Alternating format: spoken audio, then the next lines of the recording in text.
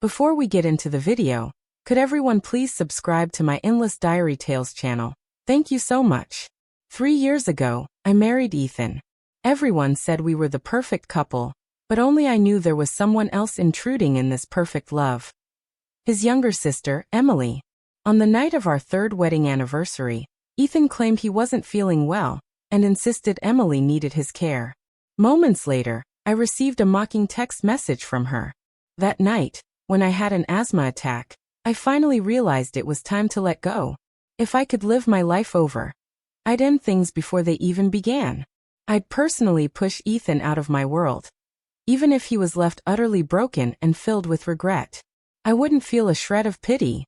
On our 3rd wedding anniversary, Emily called Ethan away again. This time, he kissed my forehead softly as if to reassure me before leaving. Emily says she's not feeling well. I'll be back soon, he said, but I knew he wouldn't come back.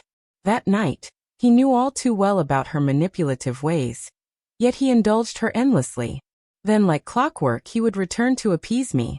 The enormous living room felt cold and desolate. My pale face reflected on the marble floor. On the coffee table, the cake we had bought to celebrate our anniversary sat untouched, its candles still flickering faintly.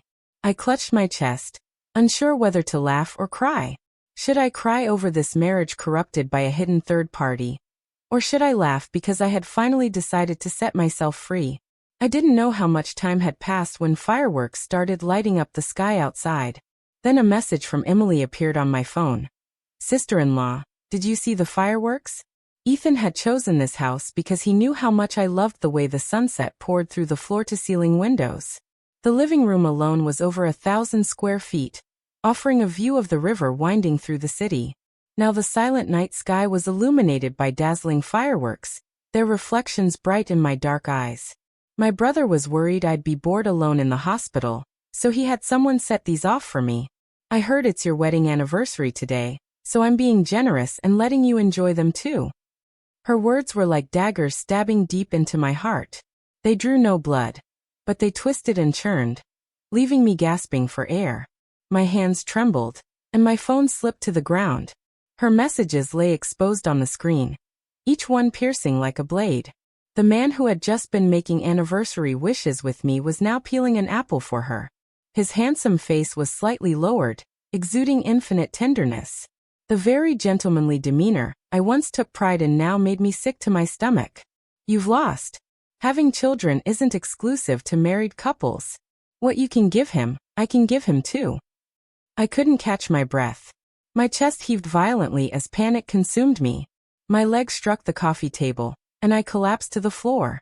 The asthma inhaler was just a few steps away, but no matter how desperately I reached out, I couldn't overcome the suffocating lack of air. Death approached.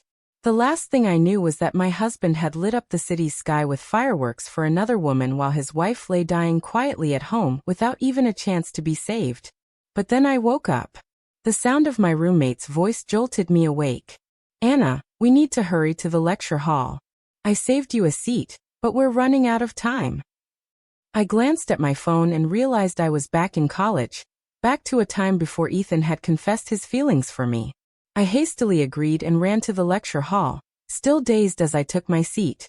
Before I could fully process what was happening, someone nudged my shoulder with the tip of a pen.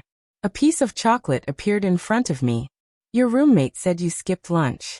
Here, have something sweet to tide you over. That familiar voice surrounded me, but it was lighter, filled with the youthful energy of a college student. This wasn't the composed and steady Ethan of years later. Looking at him now, his bangs framed his face, exuding a boyish charm that tugged at my heart. I remembered when Ethan started working. His youthful appearance often made patients doubt his credibility. To help him look more professional, I started styling his hair with his forehead revealed, and a pair of glasses perched on his nose. His image instantly transformed into that of a dependable professional. In the mirror, I could see the faint blush spreading across Ethan's face. Though he had been practicing as a doctor for several years, he still couldn't handle teasing well. His thin skin betrayed him, and his cheeks turned red under my playful taunts. Unable to retaliate in words, he pushed me gently against the wall, and kissed me with a force that made my head spin. Still laughing, he asked, attempting to act mature and composed but instead coming across like a puppy baring its tiny teeth. I couldn't help but burst into laughter. Okay, I'm not laughing anymore, I said, raising my hands in surrender. That day, I was the one who begged for mercy before it finally ended. Ethan, despite his soft and innocent appearance, could be surprisingly stubborn and fierce when he wanted to be. Looking back on these moments now, there wasn't any sweetness left in the memories. I used to think we would bicker and laugh like this for the rest of our lives, but when I calculated the time, our marriage hadn't even lasted 3 years. I smiled faintly and politely declined his offer of chocolate. I've been having toothaches recently, it's better if I avoid sweets. Ethan's bangs drooped slightly over his forehead, and for a moment he looked like a dejected puppy abandoned by the roadside, even his figurative tail drooping in disappointment. My roommate, trying to stifle a laugh, covered her mouth with a book and whispered, "Did Ethan upset you?" Ethan's pursuit of me was well known among our circle. Every time we had a class in a large lecture hall, he would always sit next to me. I didn't find out until graduation that he had chosen internal medicine over surgery, specifically to better care for me, to stop me from overthinking. He deliberately didn't tell me. He said it was his decision and didn't want me to feel guilty or accept his feelings out of obligation. Before Emily appeared in his life, Ethan's world had revolved entirely around me. When Emily became his first patient, she was just 16 years old. Her pale face was as small as a palm, drained of all color. Ethan, still an intern at the time, was terrified that Emily might become the first patient he ever lost. He was extraordinarily attentive to her, taking care of her daily needs, bringing her fruits, and even coaxing her during routine checkups. Emily misunderstood his kindness. She started blushing whenever she saw Ethan and found excuses to cling to him, often feigning weakness to get him to hold her hand or stay by her side. On the day of her surgery, when no one from her family showed up, the truth came out. Her parents had abandoned her, unable to afford the high medical costs. Devastated and hopeless, Emily tried to end her life by jumping from a high building. Ethan lost control and made a promise to her in his desperation. I was standing right behind him at the time, watching him focus entirely on that fragile girl who seemed on the verge of disappearing. For the first time, he didn't look at me. For the first time, he made a decision without involving me. Later, Emily was officially added to the family registry of Ethan's household. At just 16 years old, she smiled with an innocent crescent-eyed charm. "What should we do, big sister? I got into Ethan's family before you did." In that moment, I felt a hollow emptiness in my chest, as though someone had carved a gaping hole in my heart. Cold, biting winds seemed to blow through endlessly, leaving my hands and feet icy. I pulled myself out of the memory and calculated the time. There were still 3 years left until Emily's appearance in Ethan's life. Ethan had graduated a year later than us due to his medical studies. If I could avoid interacting too much with him during this time, I could change the fate of my death. Back then, in my youthful arrogance, I believed I could never lose to a girl who had suddenly appeared in Ethan's life. But in the end, I had even lost my life to her. Looking back now, it truly wasn't worth it. I hadn't yet explored the vast world or measured its endless possibilities, and yet I had died such an absurd death. When people are at a loss for words, they really do laugh. I shook my head and pushed the memory of that day's chocolate to the back of my mind. But the next day, as my roommate and I were leaving the library, we saw Ethan standing in front of the dormitory building with medicine in his hands, waiting for me. "No matter what, you really need to be clear with him," my roommate said, her face tinged with hesitation. After all, Ethan's brilliance was plain for everyone to see. A natural talent from a wealthy family, and with a flawless personality to match. It was precisely because of these qualities that people like Emily and others gravitated toward him. The cracks in our relationship had appeared long ago. I've always been terrible at expressing myself, holding everything in until I can't say a single word. Ethan, with his professional warmth and kindness to everyone, made me doubt whether he even liked me for who I was. Was it all just because he wanted to play savior? "Didn't you say yesterday that your teeth were hurting? I bought you some medicine." He held up a plastic bag. But with his striking looks, even the simple bag seemed to carry a hefty price tag. I don't need it, I said coldly, refusing outright. Ethan's face showed a flicker of nervousness. I meant to bring it to you this morning, but the professor changed the schedule last minute, and I couldn't get here until now, he stammered, his explanation clumsy and far from the composed and steady demeanor he would later adopt. This was a far cry from the man who years later could lie to me effortlessly while conspiring with Emily. Looking at the bright-eyed boy in front of me, I couldn't reconcile him with the man he would become. How could someone change so drastically almost overnight? In the end, I didn't take the medicine. Instead, I made our relationship clear. I'm preparing for graduate school. I don't want to waste time on anything else. I hope we can keep things strictly as classmates from now on. Ethan said nothing. He walked away looking utterly dejected. When I returned upstairs, my roommate looked at me, her face full of pity. Wasn't that a bit harsh? You know he could probably hear you from the first floor. But even with their guilt-ridden looks, I felt nothing. If his pain now could guarantee my peace in the future, then I would rather he be heartbroken today. It was better for us to have no connection at all. After that day, Ethan truly stopped approaching me. When he saw me on campus, he would lower his head and avoid eye contact like a frightened quail. Eventually, I was accepted into my graduate program and focused on my studies. Occasionally, I would hear news about him. People said he had won another scholarship and become the prized protege of his department's professor. Upon graduating, he secured an internship at the best hospital in the area. Everything was progressing exactly as it had in my previous life, except for our relationship. For years passed, and the monotony of academia almost made me forget Ethan entirely. Yet in the still of the night, I could still feel the pain and despair of my final moments. Even though I would wake up in shock, my eyes no longer shed tears.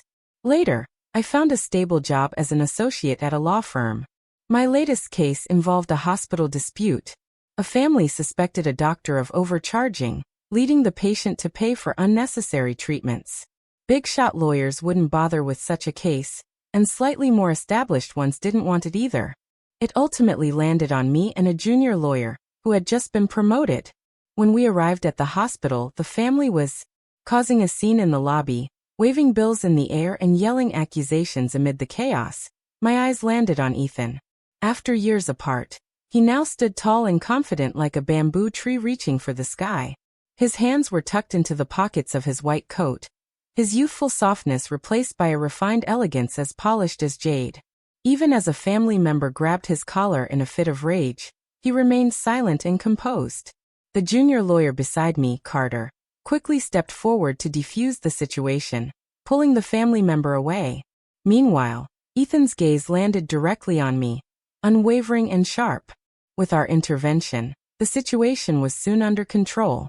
Carter motioned for me to step out and buy supplies, leaving me with little choice but to comply. As he led the family and the hospital administrator into the mediation room, Ethan's eyes followed me. I knew he was trying to prevent the family's emotional outburst from harming anyone else, but wasn't Ethan the one who ended up being hurt?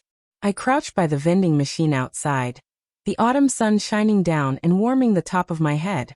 Despite it being late fall, the sunlight carried a comforting warmth.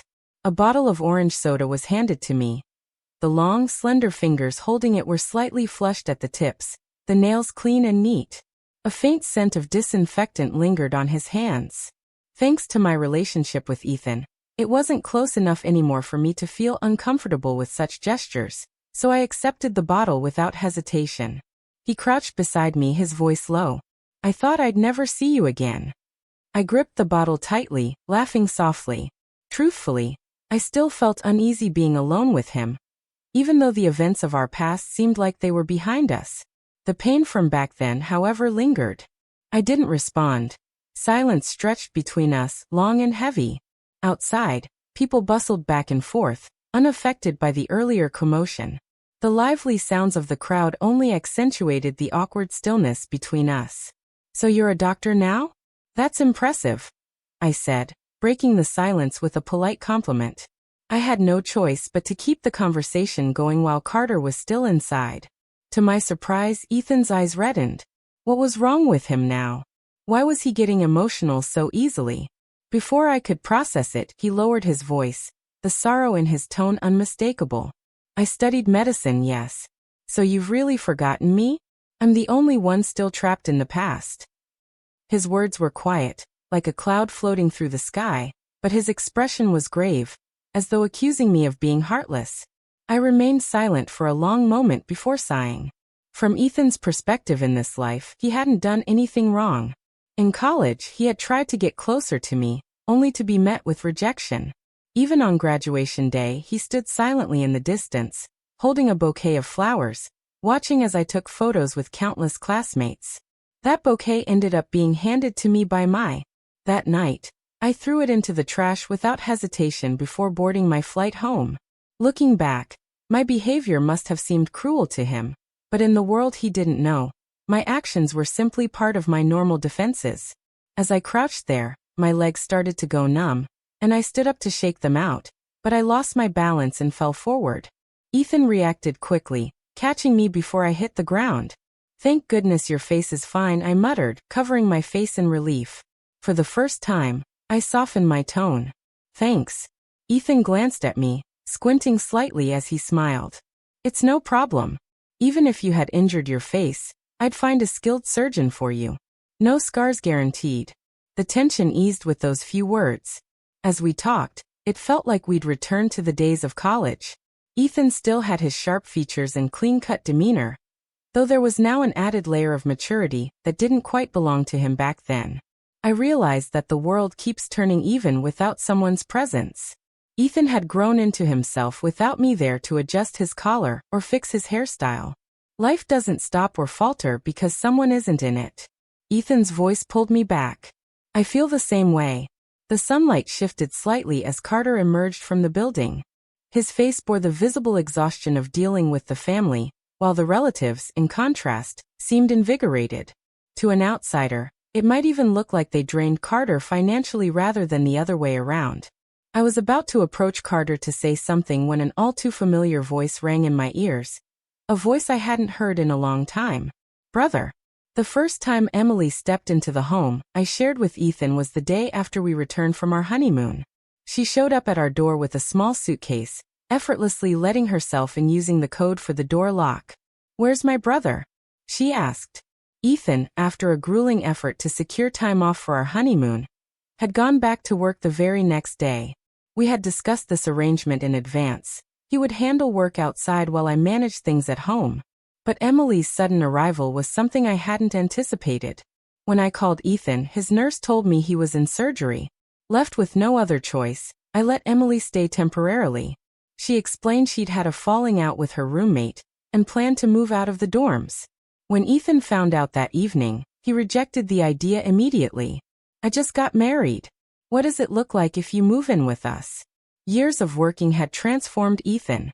His once bright eyes had deepened, carrying a weight of maturity. "Tomorrow, go look for an apartment. Pick one you like and I'll pay for it," he said firmly. Emily pouted. Her delicate features, enhanced by years of pampering, made her look radiant. I was just about to step in and smooth things over when she suddenly got up, draped herself over Ethan's back, and leaned in close to whisper into his ear, her peach-colored lips almost pushing against him. "Aren't you worried something bad might happen if I live alone?" I stared at the scene in disbelief, clutching my chopsticks tightly. Ethan, however, seemed unfazed, as if he was used to her behavior. He casually removed her hands from his shoulders. "You're an adult now, Emily. You can't act like this anymore." She stomped her foot. "Fine. I'm an adult. I'll move out, get a boyfriend, and bring him home." "You wouldn't dare," Ethan replied flatly. In the end, Emily stayed. Ethan justified it by saying she was still young, and that we could treat it as practice for taking care of a child. But a child wouldn't show up in silk nightgowns late at night to visit Ethan while he worked. A child wouldn't curl up with him on the couch, feeding him snacks as they watched TV together. And a child certainly wouldn't use the excuse of a broken showerhead to call Ethan in to fix it. What began as subtle attempts to test boundaries had turned into blatant provocations. Emily's presence fast-tracked my nightmares, leaving me on edge. Now, even just hearing her call Ethan brother made the hairs on my neck stand on end. Back in the present, Ethan introduced her to me with a smile. This is my first patient. I couldn't hear the rest of his words clearly, but I didn't need to. The answer was already obvious. He had fallen for her. Before our marriage, Emily had lived in the old Song family estate in a different city, so why was she here now, holding a lunchbox? Had they already started living together? I forced a smile, trying to keep the resentment from my past life from surfacing in my expression. If I wanted to live this life without the burden of hatred, I needed to teach myself to sever those emotions. I didn't know you were married, Emily said, her tone light. Next time, I'll make sure to send a proper wedding gift. Ethan looked at me with unmistakable seriousness. She's listed as my sister on the household registry now. I'm single. I've never been married. The sudden revelation made Carter interject with a playful grin. So Dr. Song, you were married young? Didn't see that coming. Hearing this, Emily's cheeks flushed a delicate pink, the sunlight accentuating her youthful charm. Meanwhile, Ethan's face darkened as his gaze locked onto mine, a hint of displeasure in his expression. Carter continued jokingly, well, Ethan, you owe us a meal for this mix-up. It's not every day you meet a doctor, you know. Having one as a friend is definitely handy. On the ride to the restaurant, Carter complained, you've been hiding the fact you know a doctor. I had to wait forever just to get my wisdom teeth removed. The doctor I went to wasn't gentle at all. I glanced at the retreating scenery outside the car window and replied nonchalantly, first, Ethan and I haven't seen each other in years. Second, even if I did have his contact information, you'd still need to wait your turn. That wouldn't change. Carter pouted, muttering, stingy. I rolled my eyes and playfully punched him, and he finally shut up. Nothing had changed. In my memories, Emily was still the same patient Ethan had taken in from her initial consultations to her hospital stay. Later, when her parents abandoned her, Ethan had taken it upon himself to step in. When his colleagues asked under what capacity he was doing so, Ethan hesitated for a long time before firmly replying, as her brother. But in this timeline, Emily never moved into the old Song family estate without me interfering. Their relationship had grown closer, even more unrestrained. At the restaurant, Emily immediately leaned against Ethan as soon as he sat down. Carter raised an eyebrow, giving me a curious look that I quickly dismissed with a small shake of my head. I pulled him to sit beside me and began looking over the menu. When Ethan ordered, his choices mirrored all of my past favorites. Carter, using the menu as a shield, whispered, since when do you eat such bland food? Unbothered, I replied loudly enough for everyone to hear. My tastes have changed. To emphasize, I intentionally ordered several spicy dishes. Ethan's expression faltered slightly as he lowered his gaze to the table, a trace of melancholy in his demeanor. Back then, I had adjusted my preferences to match his love for mild flavors, but now I no longer felt the need to accommodate anyone. I would eat whatever I wanted. The meal was far from enjoyable. Emily, it seemed, didn't have the boldness yet to provoke me openly. She limited herself to throwing sharp glances in my direction without escalating into outright challenges. Meanwhile, Ethan kept adding food to my plate or refilling my glass. By the end of the meal, it was clear he had hardly eaten anything himself. Even Carter, usually oblivious, picked up on the strange tension. When we returned to the office, Carter let out a breath of relief and teased, so, is this college friend of yours secretly still in love with you? I mean, an ordinary classmate wouldn't be this attentive after all these years, right? He's been probing so much he might as well ask for your full home address next. He rubbed his shoulder dramatically and added, you better be careful, or you might end up in a love scam. Then, almost as an afterthought, he muttered, though I feel like there's something going on between him and that sister of his. His casual remark hit me like a hammer. In just one meal, Carter had picked up on something that had taken me half a lifetime to recognize. I had spent years convincing myself that Ethan and Emily were nothing more than siblings. I had woken up countless nights in a cold sweat, scouring the internet for answers to the question, can a man and a woman truly share a pure sibling-like relationship? That question had been a constant weight on my chest, tightening like an invisible fishing line. The more I ignored it, the tighter it wrapped around me, cutting into my skin and suffocating me. After work, I didn't go home. Instead, I requested 3 days off and booked a flight back to my hometown. Before I left, a heavy rainstorm swept through. Carter called me as I waited at the airport. "Where are you?" he asked, caught off guard. I hesitated. "I'm at the airport, heading home for a few days to rest." He must have been driving, as I could hear the relentless patter of rain against his car windows. "Interesting coincidence," he said. "Guess who just got into a car accident on the way to the airport? Dr. Song." "Ethan." I blinked, trying to process his words. He was heading out of town. Carter paused before replying. "Not sure, but I heard the crash was pretty serious. His car flipped over completely. If someone hadn't found him in time, he might have lost an arm or a leg. Now that would have been a tragedy." I remained silent and Carter added, "What did you just say?" I shook my head, quickly changing the subject. "Drive carefully in this rain." We exchanged only a few more words before I ended the call. Driving in heavy rain was exhausting, and the last thing anyone needed was to end up like Ethan. As I watched the torrential rain outside, my fingers tightened around my phone. In the past, I would have torn up my ticket without a second thought and rushed to his side because nothing in my world had ever been more important than him. But now, all I cared about was whether my flight would depart on time. When the boarding announcement came, I exhaled in relief. Everything proceeded as scheduled. As the plane ascended and the sensation of weight enveloped me, my mind wandered. That eerie feeling was no different from the moment before death, but this time my medication was in my pocket, not on an unreachable shelf. The voice of the flight attendant brought me back to reality. I reminded myself I didn't marry Ethan, and I wouldn't die. When I got home, my parents were still fixated on the topic of marriage. The only difference now was that they had lowered their expectations. As long as the person was from the same area, even someone working far away was acceptable. Since they had compromised, I didn't want to argue further. But when Carter showed up, I couldn't stop the twitch at the corner of my mouth. "So you're the one Fong described as talented, handsome, and wealthy?" Carter looked just as bewildered, muttering, "And you've got the nerve to talk. Fong's been singing your praises nonstop, making you sound like some heavenly being. Did you even bother looking at the photo she sent?" I pulled out a photo that only showed a silhouette. "Are you talking about this one?" Fong had mentioned the guy was shy and didn't stay in town. This photo, secretly taken by his parents, was the only one she had. Although the angle made the perspective look distorted, it was clear he had decent height and a good build. Who would have thought it would actually be Carter?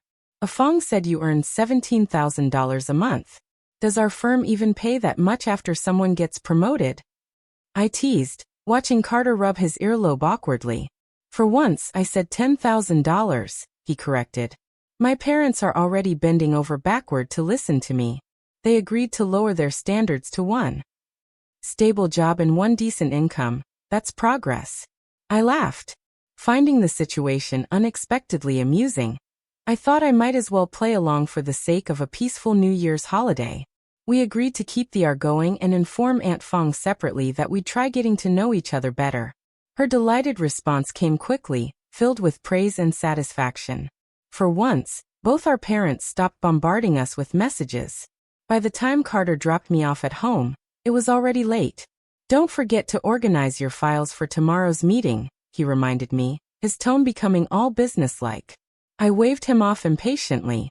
Who enjoys being reminded about work on the last day of the weekend?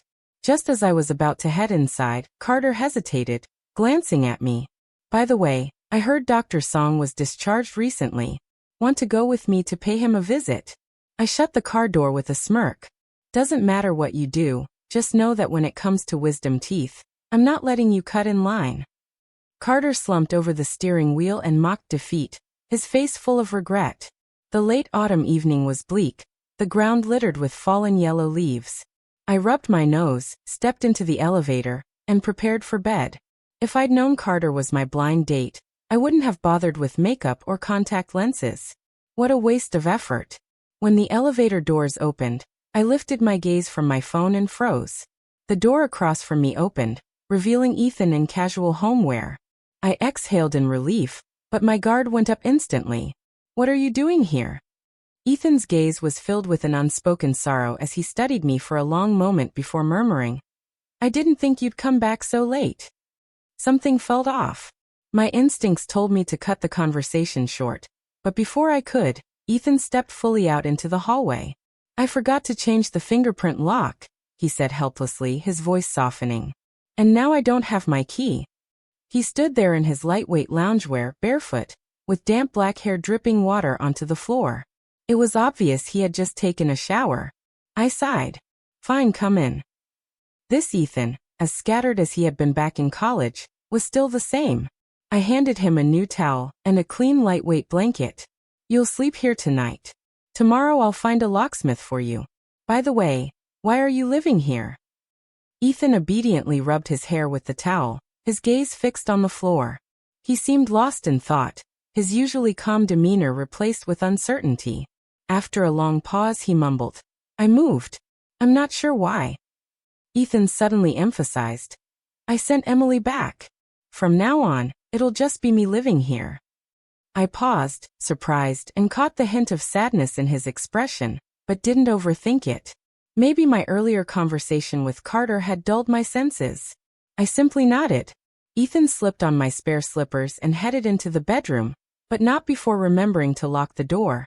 The next morning, I was awakened by the aroma of porridge wafting through the apartment. I wandered out and saw Ethan in the kitchen, wearing my apron and busy with his back to me. When did you learn to cook porridge? I asked, my voice startling even myself awake. Ethan stiffened slightly, clearly startled too. In this life, I hadn't married Ethan, so whether or not he could cook wasn't something I should know about. Fortunately, he didn't seem to dwell on it, and continued cooking with his back to me. Living alone for a while, you pick things up, he replied. I pursed my lips, unimpressed. Don't think I've forgotten how Emily brought you meals just a few days ago. Looking at the breakfast spread he'd set out on the table, my appetite suddenly vanished. To distract myself, I decided to call a locksmith for him. Ethan's expression faltered, a subtle disappointment crossing his face. I'll stay until it's fixed, he offered. That's not necessary. I need to get to work soon, I said, glancing away. After a moment's hesitation, I added, besides, I don't like having outsiders in my home. His face immediately fell, and he awkwardly removed the apron, folding it carefully. Then, with the same careful precision, he folded the blanket he had used the night before. I'll wash it and bring it back, he said. I finally let my irritation slip through. There's no need. Just leave it there. It'll end up the same as breakfast, thrown in the trash. For a moment, I thought I might have imagined it, but something about Ethan felt off. He seemed tense, as if he were afraid of doing or saying anything that might upset me. But truthfully, I didn't feel angry. I simply wanted him to leave quickly. Like any polite but distant social interaction, I ran my fingers through my hair just as the locksmith arrived, leaving Ethan with no excuse to linger. Dejected, he shuffled out the door. I didn't leave my apartment until I was certain he had gone, closing my door with a heavy thud. I glanced at the door across the hall. Perhaps it was time to consider moving. The following days were a blur. Work became so overwhelming that my schedule flipped completely, and I often ended up sleeping at the office. The idea of moving slipped my mind entirely. By the time I remembered, it was already Christmas Day. That morning, Ethan knocked on my door. Is something wrong? I asked, my tone neutral. Ethan visibly relaxed, as if he'd been worried I wouldn't answer. I thought you weren't home, he said, nervously rubbing the corner of his jacket. I asked, do you have any plans for today? Just as the words left my mouth, Carter suddenly appeared out of nowhere, interrupting my focus. My attention scattered as I opened the door and let him in. Then turning to Ethan, I gave him a polite smile. Sorry, I already have plans today. Ethan's smile froze awkwardly on his face, and for a moment, even his breathing seemed to halt. Without another word, I closed the door, leaving him outside. Carter, already sprawled on my sofa, looked at me with a mix of amusement and pity. Don't you think that was a bit harsh on Dr. So? If you're so concerned, why don't you spend the day with him? I shot back, adding with a cold laugh. He might look refined, but who knows if he's a wolf in sheep's clothing? The Christmas spirit was thick in the air as we walked through the streets surrounded by festive decorations. Carter and I took a photo together and sent it to our respective parents. You know, Carter mused. If you weren't my co-worker, I might have actually pursued you for real. Why, you think co-workers aren't good enough for you? I teased, raising an eyebrow. At least I wouldn't want to see your face at work and after hours every day. His remark made me laugh, but I couldn't find a good retort. Falling for a co-worker was indeed a complicated affair. We stayed out late enjoying the festivities before Carter drove me home. This time he didn't come upstairs. Instead, he nodded toward a figure standing under a nearby street lamp. Looks like your doctor song is quite the hopeless romantic, he said before giving us space and leaving. I followed his gaze, and all the cheer I had built up vanished in an instant. Ethan stood motionless under the dim, flickering street light, still wearing the same clothes from earlier in the day. I had no idea how long he'd been waiting there. When he saw me, his face lit up briefly, but it quickly gave way to a strange smile. His voice, trembling against the cold night air, broke the silence. Are you seeing someone now? He couldn't even bring himself to say the word married. It was as if saying it would shatter the fragile composure he was clinging to. Ethan, I thought I'd made myself clear enough, I said, meeting his gaze for a moment. An unexpected pang shot through my chest, but I forced myself to continue. There's no future for us, no matter what you do. It's impossible. Confusion clouded his eyes. In desperation, he reached for my hand, but I instinctively stepped back, leaving him frozen in place. His disheveled hair fell across his face, giving him a look of uncharacteristic vulnerability. I know, he said, his voice cracking. But you have to give me a chance. At least let me compete with him fairly. My voice was icy as it cut through the tension. Ethan, if I truly liked Carter, there would be no fair competition. Just like in our past life, what you did to me with Emily, without your tacit approval, she wouldn't have been able to treat me the way she did. Every way she hurt me, you were complicit. Tonight, Ethan was completely different. He seemed like a man possessed, fixated on petty arguments and desperate for answers. It was nothing like the composed and confident doctor I had seen in the hospital. Ethan, I said firmly, we are impossible. I will never choose you in this life. Ethan froze, disbelief written all over his face. Is it because we never even began? His words were confusing, but I understood. He thought that because nothing had started between us yet, he still had a chance to rewrite our story as long as he kept Emily out of the way this time. He believed we could start over. A sharp pain throbbed at my temples. I took another step back. Yes, exactly, because nothing ever began. Ethan's expression changed. Panic crept into his voice as he rushed to explain. It's not like that. Emily is gone now. I sent her away. She won't stand between us anymore. And after that, I asked, my voice dripping with mockery as his face turned red. She's still listed on the same household registry as you, isn't she? She's still your sister, isn't she? I bit down hard on the word sister, ensuring he understood its weight. No one wants to marry a man who has an adoptive sister like that, and spend the rest of their life entangled in such a mess. I was foolish once. I won't be foolish a second time. Snow began to fall around us, soft and quiet. It was the first snow of the season.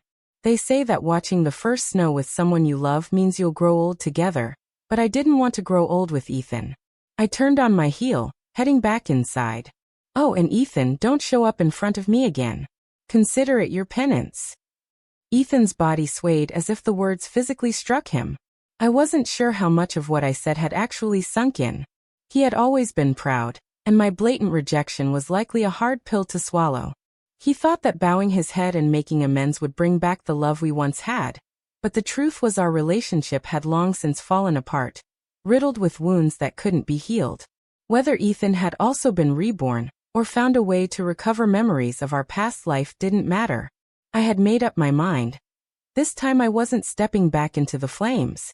Later, Carter told me that Ethan had removed Emily from the family registry. Emily had reverted to her original surname. But before that happened, she had threatened to sue Ethan, demanding half of their parents' estate. Although she lost the case, the ordeal had left Ethan's parents furious and emotionally drained. I'd say Ethan is stuck with that sister of his for the rest of his life, Carter said with a gleeful smirk. He had been frequenting the courthouse lately, eager to see how the drama would unfold. But to me, all of it was just noise, like a breeze passing by and dissipating into nothing. Emily's obsession with Ethan had become pathological, rooted in her fear of abandonment. Ethan, on the other hand, had ruthlessly severed the last thread connecting them. How could Emily ever accept that? From here on, it was just one dog biting another. The snow outside grew heavier, blanketing the world in white. Meanwhile, the warmth of the air conditioning wrapped around me, mingling with the playful banter of Carter and my colleagues. For the first time in what felt like forever, I marveled at how good it felt to be alive.